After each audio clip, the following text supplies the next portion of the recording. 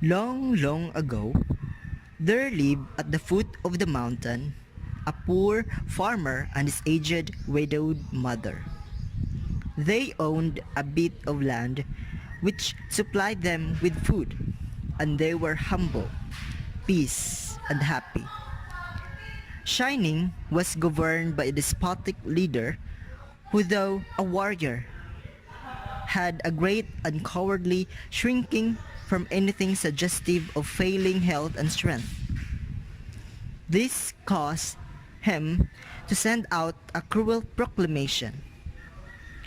The entire province was given strict orders to immediately put to death all aged people. Those were barbarous days.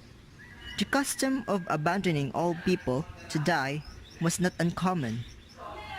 The poor farmer loved his aged mother with tender reverence, and the order filled his heart with sorrow. But no one ever thought twice about obeying the mandate of the governor. So, with many deep and hopeless sighs, the youth prepared for what at the time was considered the kindest mode of death. Just at sundown, when his day's work was ended, he took a quantity of unwhitened rice, which was the principal food for the poor, and he cooked, dried it, and tied it in a square cloth, which he swung in a bundle around his neck, along with a gourd filled with cool, sweet water. Then he lifted his helpless old mother to his back and started on his painful journey up the mountain. The road was long and steep. The narrow road was crossed and recrossed by many paths made by the hunters and woodcutters. In some place, they lost and confused. But he gave no heed. One path of another, it mattered not. On he went, climbing blindly upward, ever upward towards the high bare summit of what is known as Obatsuyama, the mountain to the abandoning of the aged. The eyes of the old mother were not so dim, but that they noted the reckless hastening from one path to another, and her loving heart grew anxious. Her son did not know the mountain's many paths, and his return might be one of danger. So he stretched forth her hand and snapping the twigs from bushes as they passed, she quietly dropped a handful every few steps of the way, so that as they climbed, the narrow path behind them was dotted at frequent intervals with tiny piles of twigs. At last the summit was reached. Weary and heartsick, the youth gently released his burden and silently prepared a place of comfort at his last duty to the loved one. Gathering fallen pine needles, he made a soft cushion and tenderly lifted his old mother onto it.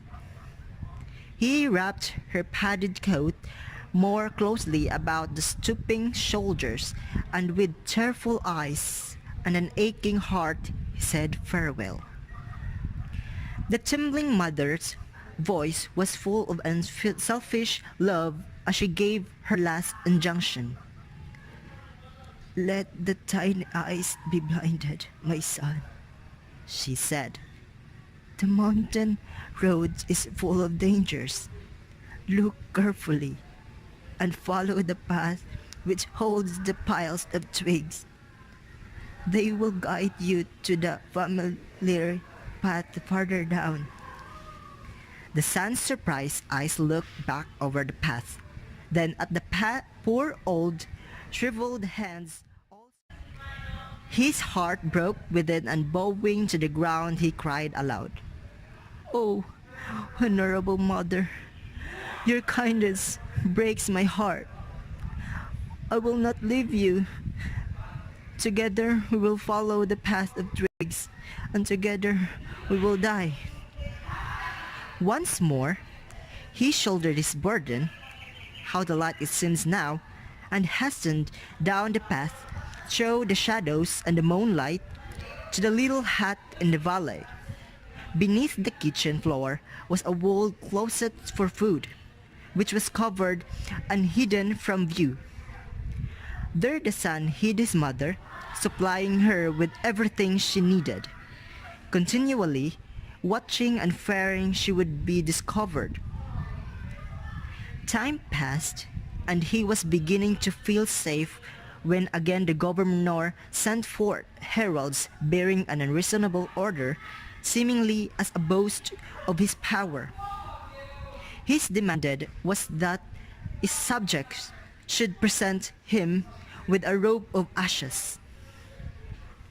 The entire province trembled with dread.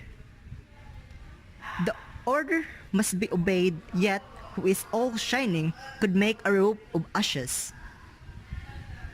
One night, in great distress, the son whispered the news to his hidden mother.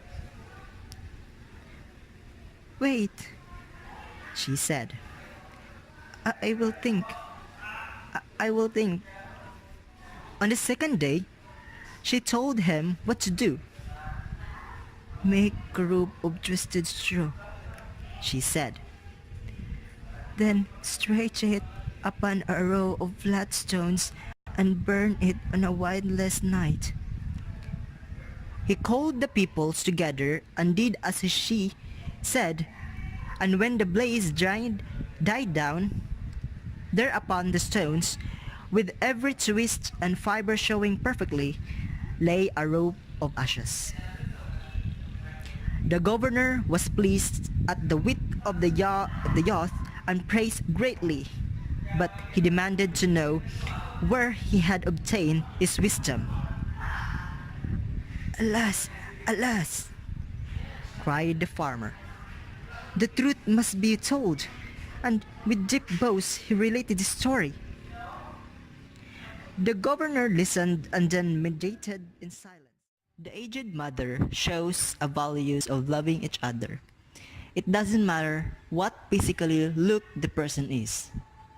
Unconditional love and lessons they taught are the most essential feelings we get with our lolos and lolas.